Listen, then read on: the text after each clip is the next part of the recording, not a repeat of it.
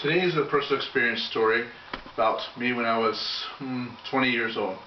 I was in the Army. This is an Army story. So the Army decided to come up with an operation called Operation Just Cause. Just Cause, what a funny name.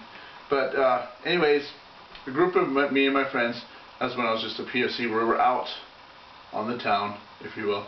And we came back and we noticed we have two slats when I was at the airborne unit. That one slat is for your deployment, one slat is for training. Now, as we were walking back to our barracks, the slat for deployment was gone. So I turned to Jeb and I said, Jeb, what's going on? I don't know, let's go find out. So we go find out, and this is going to lead us to the story of Jeb's chair. So our platoon sergeant decides to tell us, yes, we're deploying, Operation Just Cause, just get your stuff and go. So we get to the plane the next day, we're thinking, oh, it's not a training exercise. So as we keep going, then they start handing us live ammo after about 15 hours in the air. So now it's more realistic. So now you're like, oh my gosh, it's real. So when you're young, you know, real ammo on a plane, you're tired, all these factors start coming in and make your head think different things. So we end up landing at a sandy beach. And then the platoon sergeant gives everybody orders, you go there, and Jebs, who's my squad leader, decides, you know, we're going to go this way to take up hasty defense, and the platoon sergeant was taking everybody else around for offensive maneuvers. And so we keep going, and we move into position. We're sitting there about 6-8 hours, and then Jeb decides, he discovers this chair, this nappy looking chair. It's like made of wicker, like you would see on a front porch in the south somewhere, but it had holes in it. It was run down, but Jeb liked the chair. So we start setting up our hasty defense, putting mines out, and we're moving out there. But Jeb is sitting in the chair. So we're like, what's he doing? But he's a squad leader, so he can kind of tell us what to do. So then we get a call from the platoon sergeant. You guys got to move forward another 250 yards to the left. So Jeb says, pick it up, let's go. So we pick up all the mines, pick them all up, put them in our backpacks, you know, disarm them.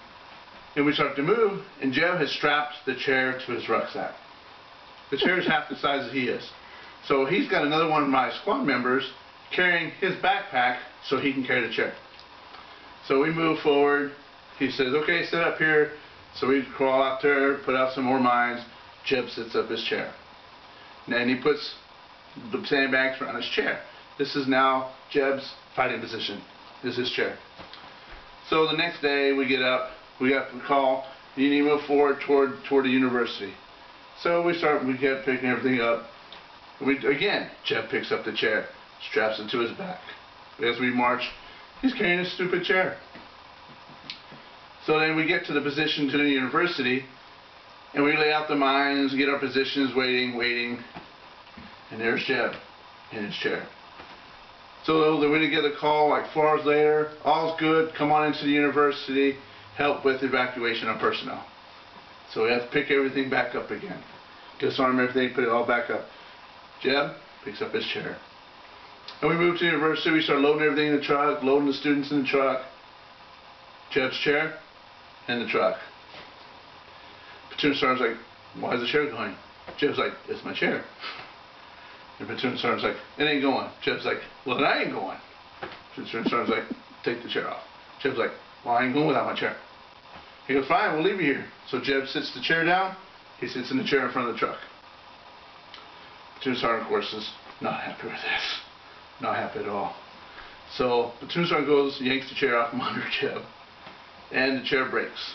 Jeb literally breaks down like he lost his own little puppy, because he liked his chair. So he decides to take duct tape, 100-mile-an-hour tape, we call it in the military, and he tapes this chair together, and folds the pieces together, tapes it together, puts it in his rucksack so we can get on a plane. We get back to home station, you know, 20 hours later. We get to our barracks room. What's Jeb doing? Putting his chair back together. He just loved this chair. So a couple days go by, the platoon sergeant comes in to check barracks and sees the chair. So the platoon sergeant decides he's had enough of this chair.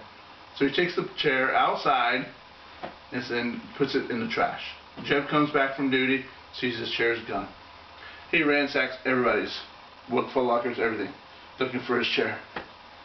So come to, and then finally somebody say, oh, too sorry, put it out by the trash. So he goes and gets the chair, packs it up in a nice little box, and sends it home, and writes to his mom, put this in my room. This is now Jeb's chair. And that's the story of Jeb's chair.